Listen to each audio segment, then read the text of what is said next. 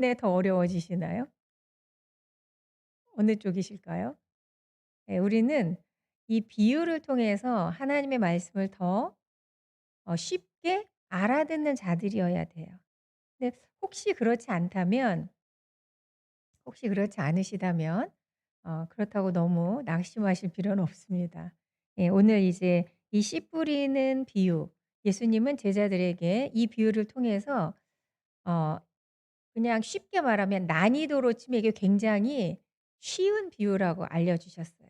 그래서 "너희가 이 비유를 깨닫지 못하면 다른 거는 더 알아들을 수가 없다." 이렇게 얘기하시면서 이 씨 뿌리는 자의 비유는 아주 쉬운 비유임을 예수님 자신이 말씀해 주셨거든요. 그래서 오늘 저희가 이 말씀을 나누면서 '아 나는 비유의 말씀을 읽을 때 당최 더 모르겠던데.' 그러시는 분은 오늘 이 비유가 어떤 의미를 갖고 있는지 아시게 된다면 다른 비유도 적어도 마가복음 4 장에 있는 주로 이제 씨와 관련된 비유가 많이 나와요. 마가복음 4 장에는 저희가 나누는 이 말씀은 씨 뿌리는 사람의 비유, 그리고 이제 그다음이 등불의 비유가 나옵니다. 그리고 곧 이어서 자라나는 씨의 비유가 나오고 또 겨자 씨의 비유가 나와요. 그래서 어 씨를 비유하신 게 많기 때문에 자, 씨가 무엇을 의미하고 씨는 과연 어떻게 열매를 맺게 되는가에 대해서 이제 오늘 아시게 된다면, 예, 적어도 이 마가복음 4 장에 나오는 비유의 말씀은 더 이제 쉽게 알아들으실 수가 있을 것입니다. 이 씨 뿌리는 사람의 비유, 또 이 마가복음에 나오는 이 모든 씨의 비유들은 하나님의 나라가 어떻게 이루어지는가를 설명해 주시는 것입니다, 그 목적은. 우리가 왜 하나님의 나라에 관심을 갖고 그것을 알아야 되냐면 하나님의 나라가 어떻게 내 심령에 이루어지는가를 알아야 우리는 고집을 피우지 않아요. 하나님의 나라가 어떻게 이루어지는지를 모르면 하나님의 일을 한다고 하면서 세상적인 방법을 동원합니다. 이런 굉장히 타락한 방법이에요. 세상은 결과로만 이야기하죠. 됐냐 안 됐냐, 벌었냐 못 벌었냐, 붙었냐 못 붙었냐, 이런 걸로만 잣대를 대는 것이 세상의 기준이에요. 그런데 우리가 하나님의 나라가 어떻게 이루어지는지를 잘 알지 못하면 우리가 그냥 쉽게 늘 대하게 되는 그 세상의 방법, 그 세상의 속성을 하나님의 나라도 그렇게 이루어지는 줄 알고 정말 말도 안 되는 그런 방법을 쓴다는 말이죠. 하나님의 일을 한다고 하면서 말도 안 되는 방법을 쓰는 것이에요. 말도 안 되는 고집을 부리는 거예요. 이거야말로 정말 어이가 없는 일이 되는 것입니다. 그래서 우리는 하나님의 나라가 어떻게 이루어지는지를 반드시 알아야 합니다. 하나님의 나라의 속성이 어떠한 것인지를 반드시 아셔야 돼요. 그래서 하나님의 나라는 쉽게 말하면 굉장히 어떻게 보면 광범위하고 어려운 내용일 수도 있지만 다 됐고, 그런 건 어려운 얘기는 다 됐고요. 하나님의 나라라는 것은 나라의 속성이 뭐죠? 나라. 자, 하나님의 나라가 이루어진다는 것은 저 개인에게 적용을 한다면 하는 주의 심령에, 하는 주의 영혼에, 하는 주의 전 존재의 주인이 하나님이셔야 된다는 것입니다. 하나님이 통치하시고 예수 그리스도가 주인 되는 그런 존재가 되어야 하나님 나라가 이루어지는 것입니다.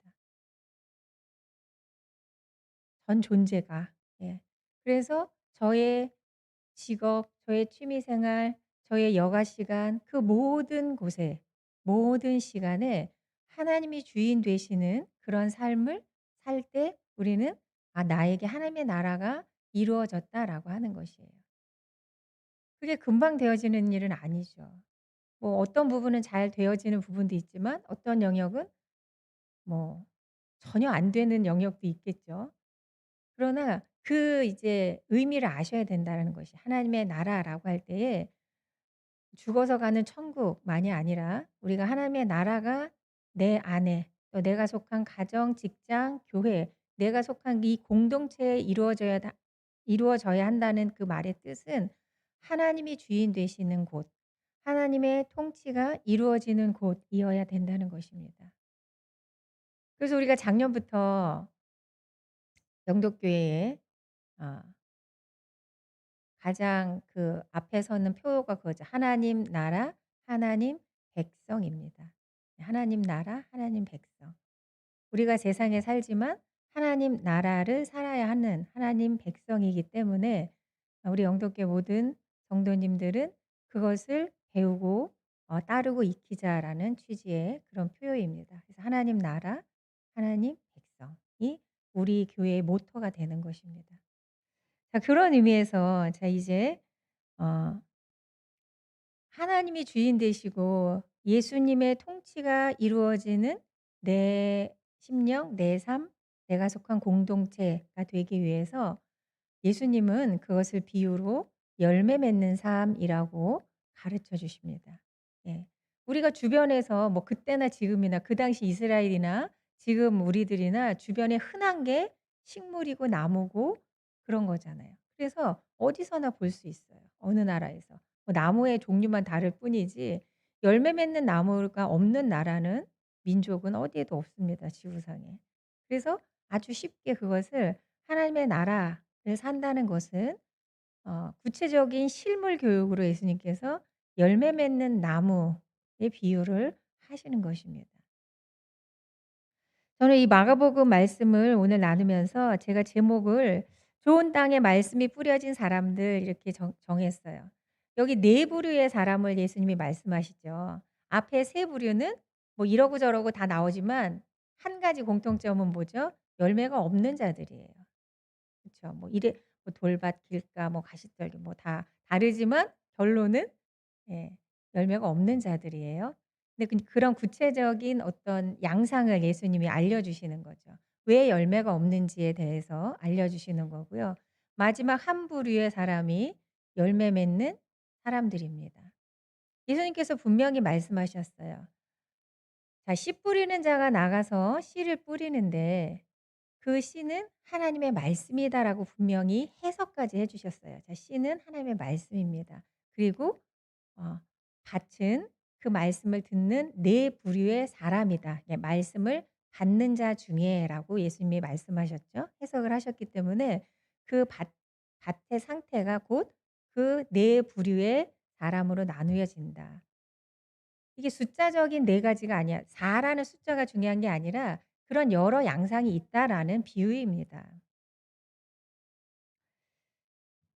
그래서 저는 자 우리가 관심을 가져야 되는 것은 자 어떻게 하면 열매를 못 맺을까가 아니잖아요. 그쵸? 어떻게 하면 열매가 안 맺힐까?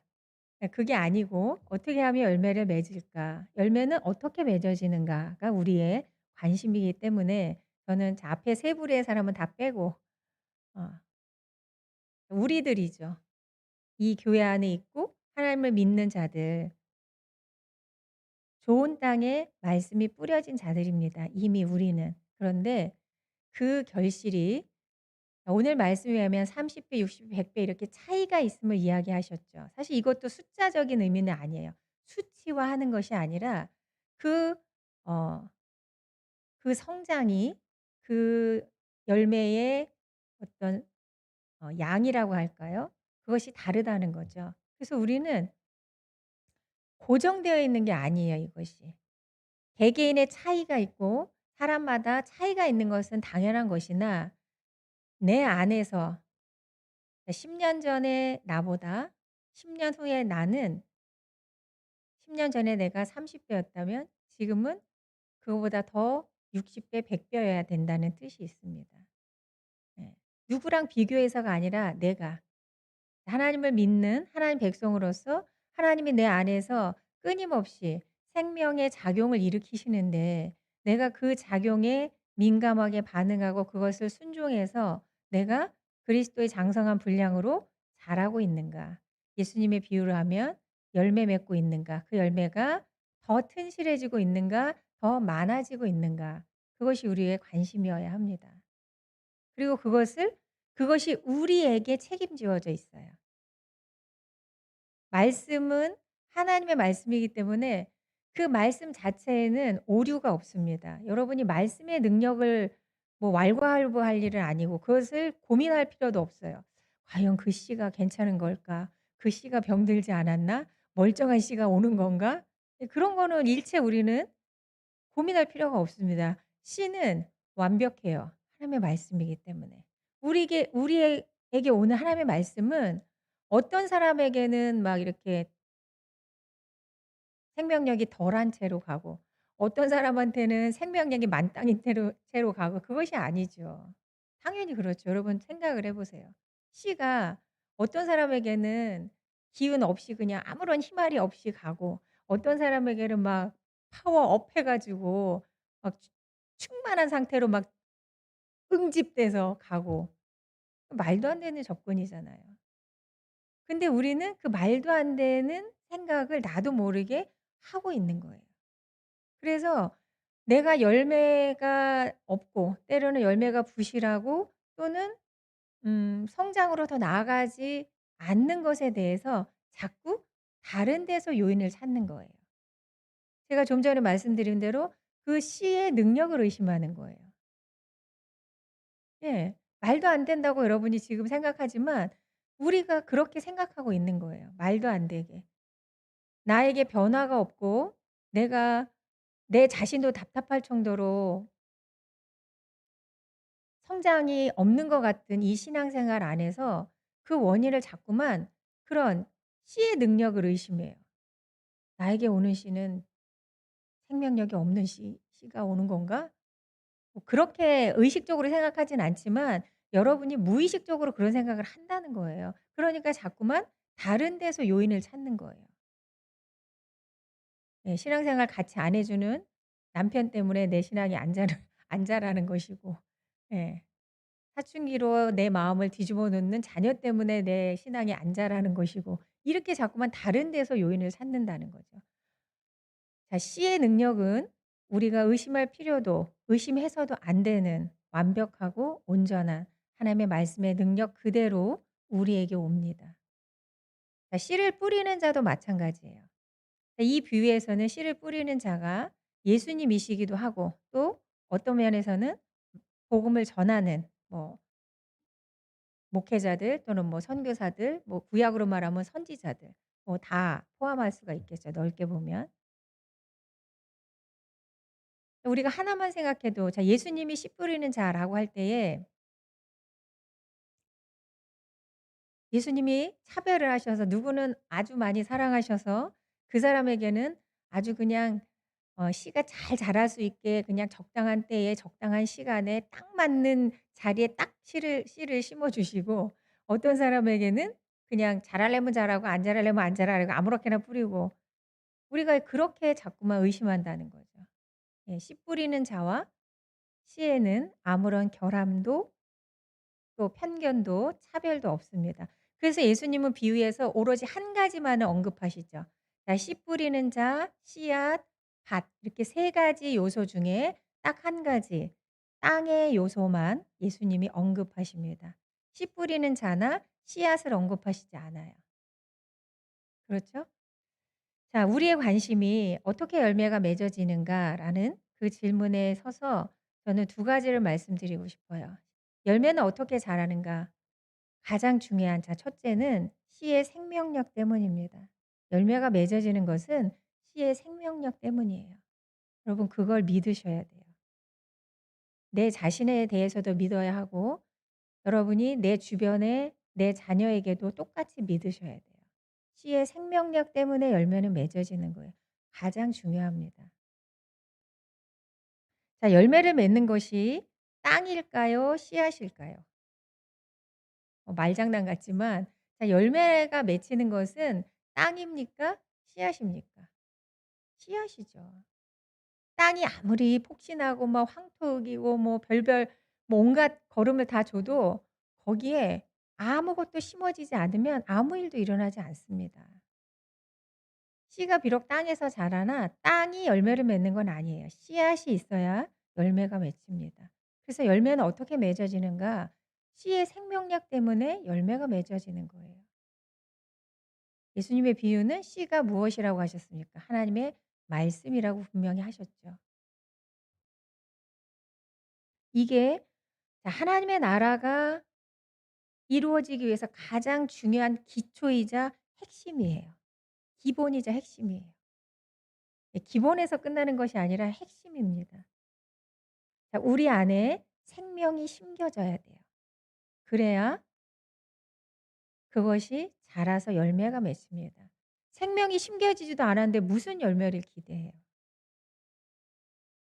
여러분의 인격이 주변 사람이 다 칭찬하는 아무리 고매한 인격에 착한 심성이 있다 하더라도 그 안에 하나님의 생명이 심겨지지 않으면 결국에는 죽은 자입니다.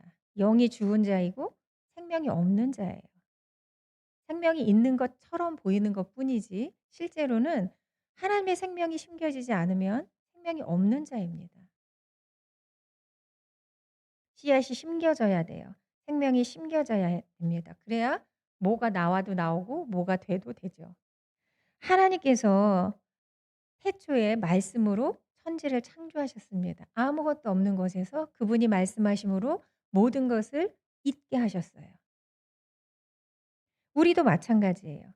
우리에게 하나님의 생명이 들어와야 우리는 산 자가 됩니다. 하나님의 말씀이 들어와야 우리는 변화되고 성장할 수 있어요. 그것이 생명이기 때문에 말씀으로 성숙되고 변화되어 가는 존재가 바로 우리 성도들입니다. 그래서 예수님은 오늘 비유로 그것을 말씀해 주시는 거죠. 우리에게 차별 없이 그 생명의 씨를 우리에게 나누어 주셨습니다. 그래서 우리는 그것을 받아서 생명을 얻은 자가 된 거죠. 예. 우리 안에서 생명이 생성된 게 아니에요. 생명을 받은 자입니다. 하나님께서 우리 안에 그것을 넣어 주신 거예요. 그런데 생명을 하나님께서 우리에게 주셨고 그래서 우리에게 생명이 시작되었는데 자 하나님께서 정말 신비한 방법으로 이 생명을 키워가게 하십니다. 그 책임이 우리에게 지워졌다는 거예요. 물론 우리 혼자 하는 것은 아니에요. 그러나 하나님의 인도하심과 보호하심 가운데 우리 개개인 각자가 그 씨앗을 넣어준 그 인격체 그 존재 안에 그 인격체 그 존재가 각자 그것을 키우고 성장시켜야 할 열매가 달리기까지 가지고 잘 가꾸고 열매 맺힐 때까지 인내하고 결실케 하는 그 책임이 우리 각자에게 지워졌다는 것이에요. 이게 바로 하나님 나라의 속성이에요. 하나님 나라는 하나님이 만드시고 하나님이 이끌어 가시는 나라입니다. 그런데 그 하나님의 나라가 우리가 하나님의 나라를 경험하려면 우리 개개인이 개개인의 인격이 개개인의 존재가 그 하나님의 통치가 내 안에 이루어지도록 받아들이고 그것을 순종하고 그것을 경주해야 이루어진다는 것이에요. 그래서 우리는 둘 중에 하나 아니고 당연히 주체는 하나님이세요. 그러나 그것에 우리가 순종하여 반응할 때에 그게 실제 경험되어지도록 하나님께서 그렇게 신비롭게 하나님의 나라를 우리에게 주셨어요. 자, 우리 안에 심겨진 적어도 이 자리에 나와 계신 저와 여러분은 이 생명의 씨를 다 받은 자들이에요. 하나님으로부터 택함을 받아 하나님의 자녀가 된 자들입니다. 씨의 능력과 씨의 충분함은 우리가 의심할 필요가 없다고 했습니다.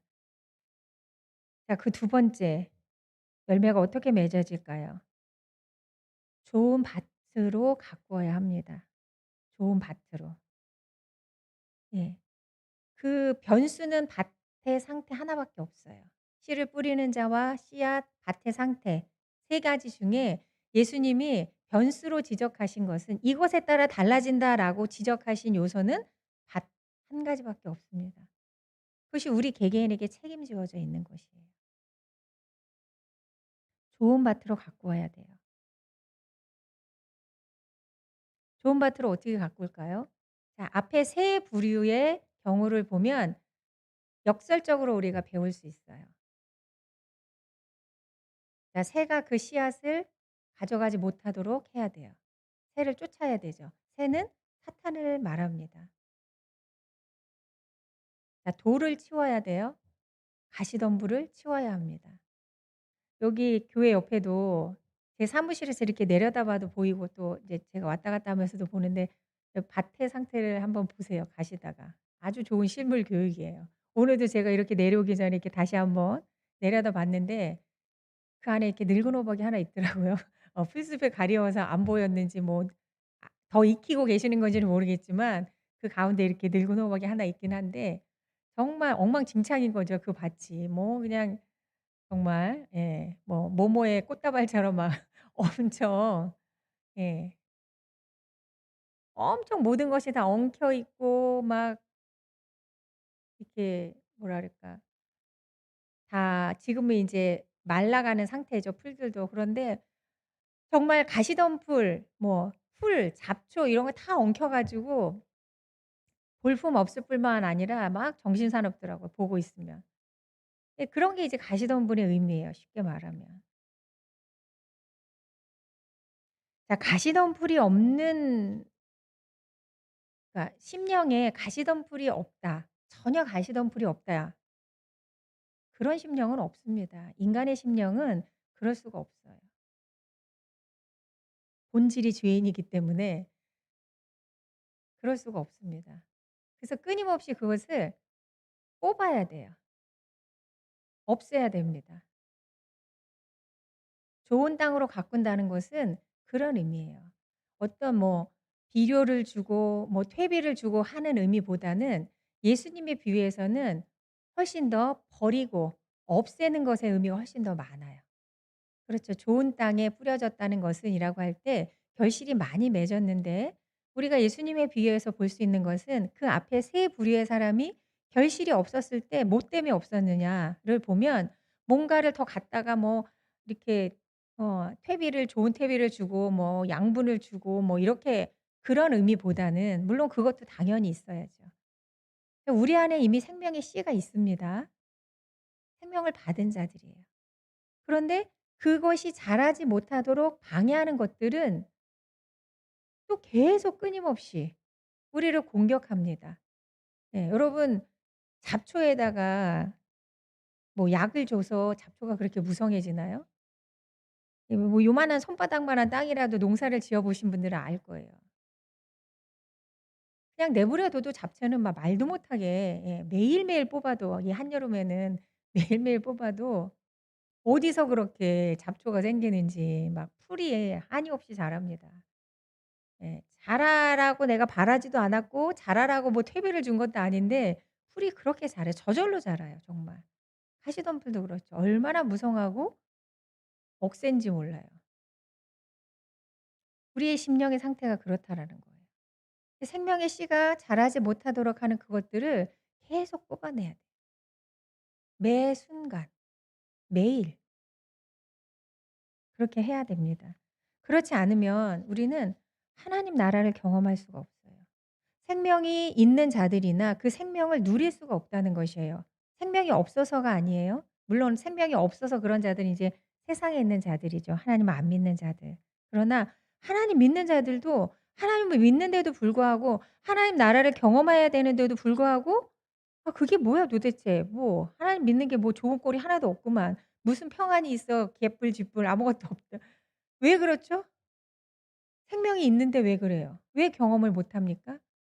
너무 많은 가시덤불에 뒤덮여서 자라지 못하고 그냥 씨가 고대로 심겨진 채로 고대로 있는 거예요. 자라지를 못해.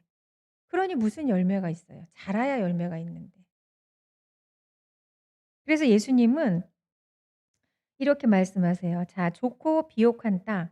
가시덤불을 계속 뽑아내고 돌을 골라내고 새를 쫓아내는 그 좋고 비옥한 땅은 자기 속에 하나님의 말씀을 깊이 견고하게 뿌리 내릴 뿐만 아니라 그 말씀이 열매를 맺을 때까지 인내해서 그 열매를 누리고 경험하게 된다.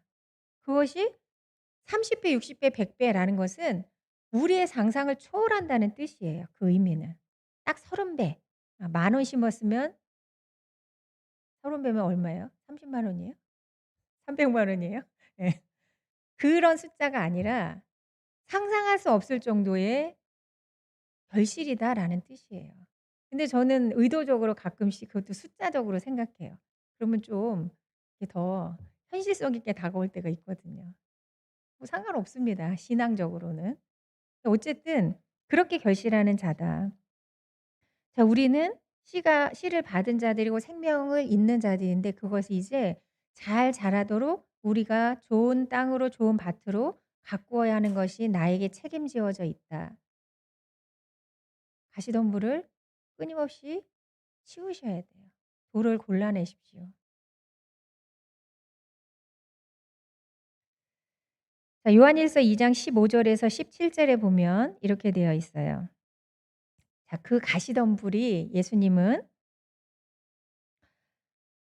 이 요한일서 2장 15절 17 절에서 말하는 그것으로 자 해석을 해 주십니다. "이 세상과 세상에 속한 것들을 사랑하지 마십시오. 누구라도 이 세상을 사랑하게 되면 그 마음속에는 하나님의 사랑이 없게 됩니다." 예. 이것도 하고 이것도 하고 안 돼요. 하나님의 나라는 그렇게 해서 경험할 수 없습니다. 요한일서 2장 15 절에 이 세상을 사랑하게 되면 그 속에 하나님의 사랑이 없게 돼요. "두 주인을 섬길 수 없다."라고 단호히 말씀하셨어요. "네가 하나님이냐 세상이냐 내 마음을 정해라. 내 마음을 가꾸어라. 그래야 열매가 있다."라고 이야기하시는 거예요. 16 절. "이 세상에는 악한 것들이 있습니다." 그게 뭐죠? 우리 육신을 즐겁게 해 주는 것, 우리 눈을 즐겁게 해 주는 것, 우리들의 삶에 대해 자랑하는 것. 이러한 것들은 아버지께로부터 나오는 것이 아니라 세상으로부터 나오는 것입니다. 이 세상은 지나갈 것이며 사람들이 이 세상에서 그토록 갖고 싶어 하는 것들도 다 사라지게 됩니다. 그러나 하나님의 뜻대로 사는 사람은 영원히 살 것입니다. 재물이 결코 우리를 영원히 행복하게 해줄 수 없는데도 불구하고 영원히 행복해 줄 것처럼 보인다는 거예요. 그래서 예수님은 그것을 재물의 유혹이라고 표현을 하시는 거예요. 세상 걱정, 재물의 유혹, 여러 가지 욕심들 이것을 예수님은 가시덤불이라고 가시떨기라고 표현을 하십니다. 자 여러분 안에 그런 것들이 너무 많기 때문에 말씀이 자라질 않아요. 생명이 크질 않아요. 그래서 신앙생활에 재미가 없는 거예요. 그래서 답답한 거예요. 답답함을 느끼면 살아계시다는 증거예요. 예.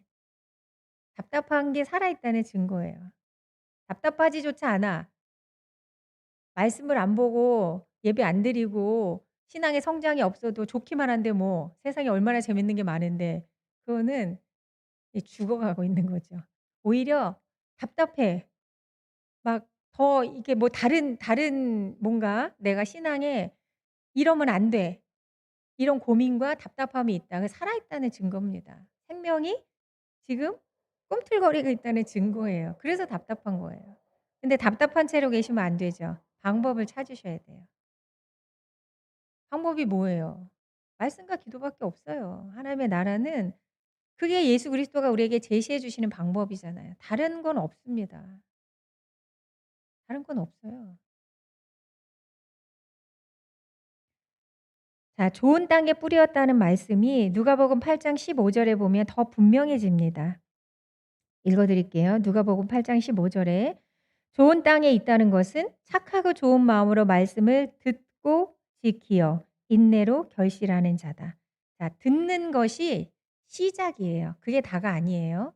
들어야 돼요 당연히. 근데 듣는 데서 멈추는 게 그건 시작이에요 듣는 것은. 자 듣고 지키어. 듣고 지키어입니다. 왜 들어요? '아 그렇구나.' 알으라고 듣는 게 아니에요. 지키라고 듣는 것입니다. 신앙은 공부해서 끝나는 것이 아니에요. 당연히 말씀을 알고 공부해야 돼요. 근데 알기 위해서 공부하는 것이 아니에요. 지키기 위해서 알아야 하고 알기 위해서 공부하는 것입니다. 더 잘 알면 저 같은 경우는 그래요. 더 명확하게 알면 더 잘 지키게 돼요. 그래서 말씀을 읽고 공부하는 것이 재밌는 거예요.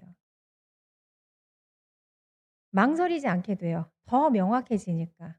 더 확실해지니까 더 쉽게 잘 지켜져요. 어렵지 않아요 그래서.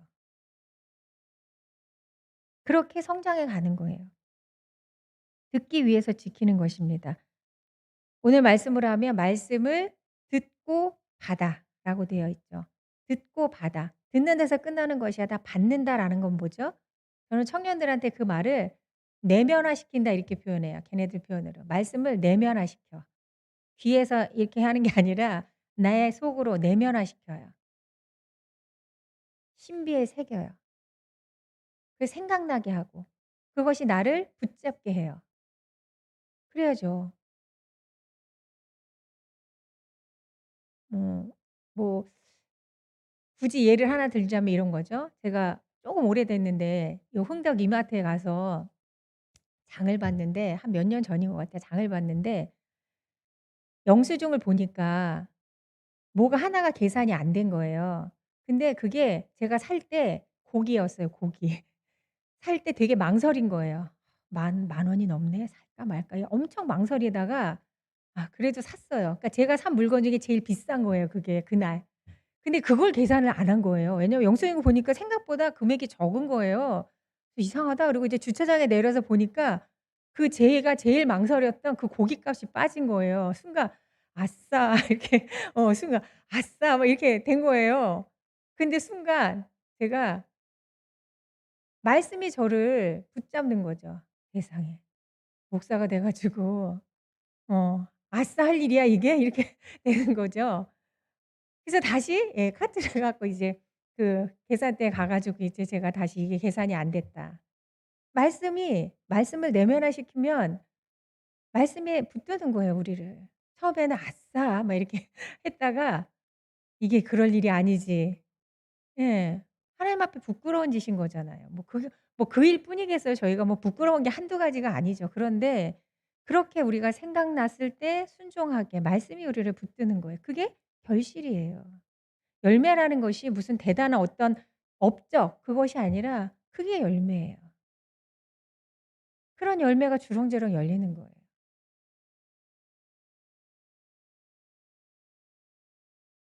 우리의 정신과 감정이 새로운 습관으로 길들여져야 돼요. 새로운 것을 중심으로 그것이 모아져야 돼요. 그 새로운 것이라는 게 뭐예요? 하나님 나라의 법칙이에요. 하나님 나라의 법칙은 말씀에 나와 있어요. 그래서 그 말씀을 여러분 건성으로 들으시면 안 돼요. 잘 들으셔야 돼요, 들으실 때. 근데 듣는 게 끝이 아니라고 그랬죠. 그것을 내면화시키셔야 돼요. 그래서 그것이 내 생각을 내 손과 발을 붙들 수 있어야 돼요. 끊임없이 우리 속에서 자라는 가시덤불, 재물의 유혹, 육체의 생각, 자랑 이런 것들을 끊임없이 뽑아내야 돼요. 그것이 이 씨의 기운을 막아서 자라지 못하도록 자라지 않도록 하지 못하게 얼른 뽑아내고 계속해야 되는 거예요. 단시간에 이루어지는 것도 아니고 한 번에 되는 것도 아니고 계속해서. 우리가 이것에 대해서 이 말씀에 대해서 진지하게 받아들이시지 않으면 우리는 영영 실천에 옮기지 못할 거예요. 평생 교회를 다닌다 하더라도 열매 없는 신앙생활을 하게 됩니다. 실제 그렇잖아요. 너무나 많은 성도들이 하나님 말씀과 하나님께 기도하고 하나님과 사귀는 것보다 실제 생활에서 어떻게 해요? 취미 생활하고 아침 뉴스 보고 여러분 하루를 시작할 때 어떻게 해요? 눈 뜨자마자 "하나님 감사합니다. 하루를 주셔서 제가 오늘 하루 어떻게 하나님 나라를 살아갈까요?" 그것을 구하기에 앞서 뭐 나중에라도 구하면 그나마 다행인 것 같아요. 아예 그런 생각을 하지도 않고 예. 아침부터 눈을 뜨자마자 하나님 나라, 하나님 백성에 관심을 갖는 게 아니라 뭐에 관심을 가져? 아침 뉴스, 목욕하는 거, 출근 준비, 신문, 뭐 유튜브 그런 거 하나님보다 그게 더 중요해요. 아침 뉴스보다 못한 존재가 됐어요 하나님이. 왜 아침 뉴스를 먼저 보세요? 하나님과 먼저 대화를 해야지. 아침 일찍 마시는 커피 한 잔보다 더 못한 존재가 됐단 말이에요 우리의 삶에서 실제. 실제 이 머리로 말고 실제 여러분의 삶에서. 그러면서 왜 신앙생활이 재미없냐고 누구한테 한탄을 하시는지 모르겠어요. 여러분 스스로에게 한탄을 하셔야 돼요. '내 영혼아 어찌할꼬.' 하셔야 되는 거예요. 어떤 것도 중요하지 않습니다. 하나님이 제일 중요해요. 하나님이 제일 중요해요. 그래서 우리는 그것을 다시 기억하고 하나님께서 정말 너무 놀랍게 너무 감사하게 우리 안에 넣어 준 그 씨, 그 생명을 여러분 없는 자처럼 사지 살지 마시고 그 생명을 누리는 자로 사시라는 거예요. 그 생명이 싹이 나고 자라 꽃을 피우고 열매 맺을 때까지 좀 어려우면 어때요? 인내하면 되지. 참으면 되지.